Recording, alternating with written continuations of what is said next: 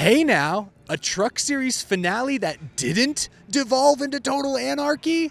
What did we do to deserve this?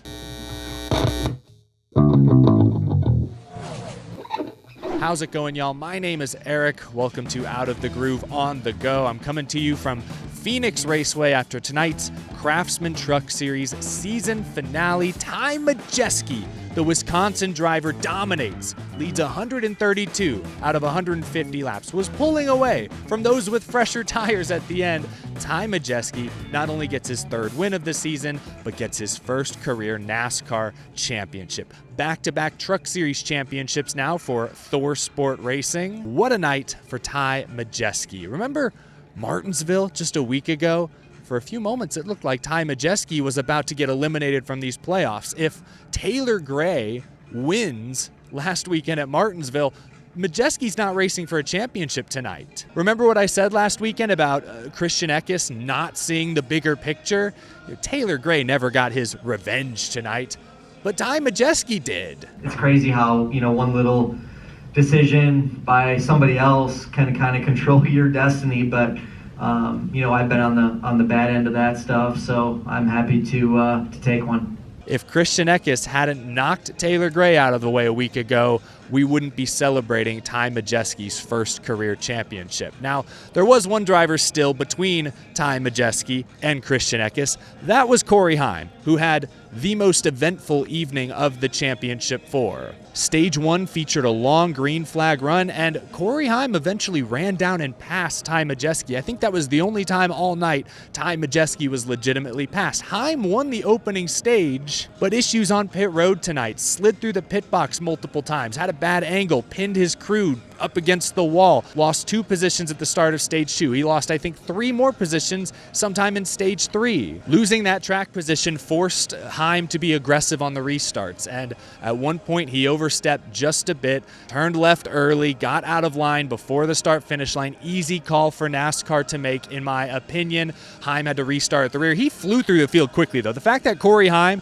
got back to second place on equal tires is extraordinarily impressive, but by the time he got to second, he'd used up all the good in his good years, had nothing for Ty Majeski in the closing laps. Still, Corey Heim on pit road after the race talked about that late race rally and coming up just short of the championship for the second straight year. I thought it'd be a lot harder than it was. I just was able to choose the right lanes and get the right runs on restarts and kind of fizzle my way through there quicker than I probably thought it was going to. But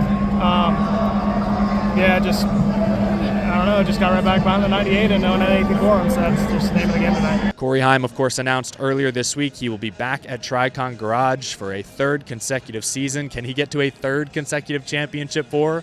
Will third time be the charm? Tonight's race honestly was refreshing. We all remember 1 year ago, Carson Hocevar spins Corey Heim. Heim gets his revenge. The race devolved. Looked like Grant Enfinger, ironically, was going to win the title. Ben Rhodes able to hold him off in the final corner. Absolute mess of a NASCAR race 1 year ago. Tonight's race, by contrast, looked like everyone was on their best behavior.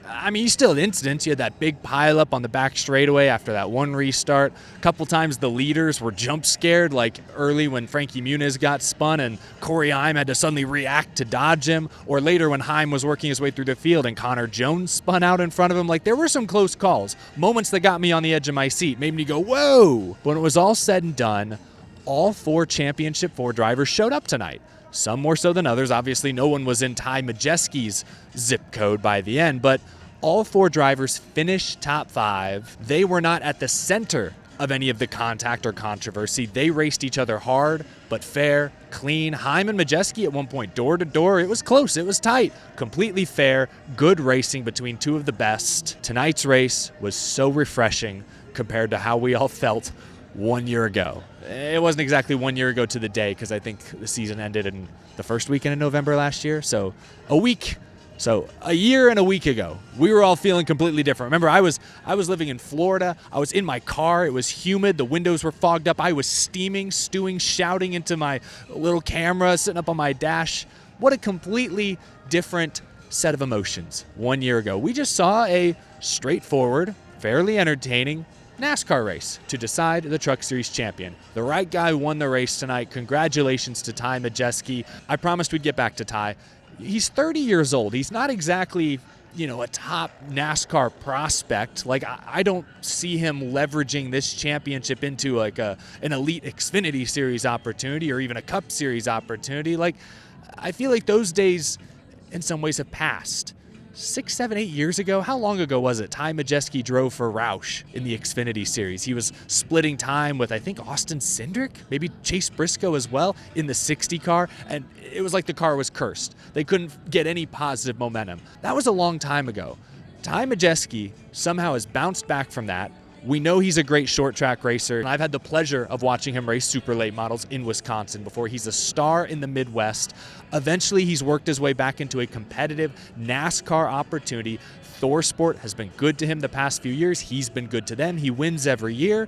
This wasn't even his first Championship 4 appearance. He's been here before. Quietly, Ty Majeski has become one of those consistent, reliable veterans that we see in the lower series. I'm not going to put him on Matt Crafton's level. Matt Crafton's a 3-time truck champion. Ty still has some work to do, but like a Justin Allgaier type in Xfinity. I think we can start to put Ty Majeski in that same category. I have a tremendous amount of respect for what Matt Crafton has accomplished, what Justin Allgaier has accomplished on the Xfinity side. He'll go for his first championship tomorrow. I also have a ton of respect for Ty Majeski. He is driving the 98 truck because he, in my opinion, is the best candidate to drive that 98 truck.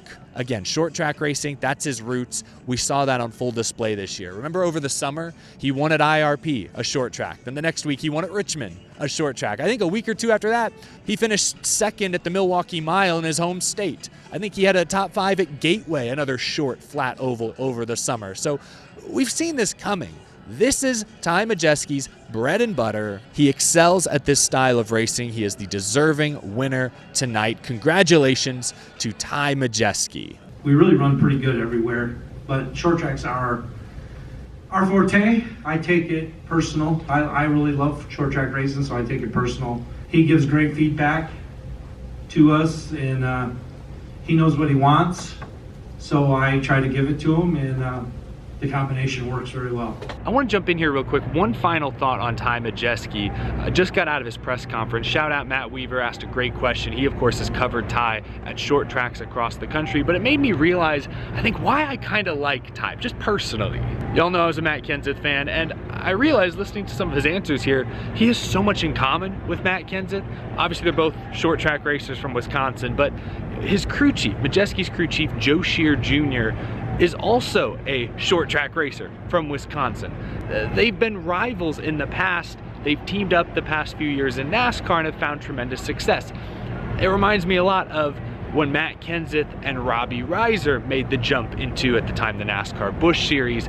They were rivals in the Midwest before they eventually teamed up and had great success here in NASCAR. So just an interesting parallel that came up in the press conference. Wanted to at least mention it here because obviously y'all know I'm a big Kenseth fan, and I'm sure there are other Midwest racing fans that maybe can relate to that. Anyway, this was Ty in the media center. Joe and Johnny were chasing me for a little bit in Wisconsin. So, Joe right away, he's like, hey, I remember it vividly. I was at my little scanning station early in 2021. Hey, so what do you run for a setup in your late models?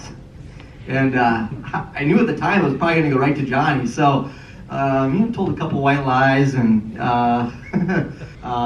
and that's one thing that I really hit on is driver-crew chief relationship.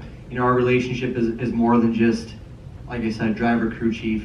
We're friends. My wife knows I talk to Joe just about every day for a long time on how to make these trucks better and how to better ourselves going to these races week in and week out. And I feel like that's one advantage we have on the rest of the field. I'll be really curious to see how Ty Majeski's career does or does not change after this. I don't think it's going to change much. I think he'll be back next year, competitive. I'll be really curious to see if Ty Majeski's career changes dramatically after tonight. I don't think it will, but maybe I'm wrong. Just my quick thoughts after tonight's Craftsman Truck Series season finale. Thank you all for watching, following along. It has been an extraordinarily busy week. Today was a busy travel day for me. Have more to say later this weekend. Xfinity tomorrow, Cup, of course, on Sunday. Have a great rest of your Friday night, folks. I will talk to you again soon.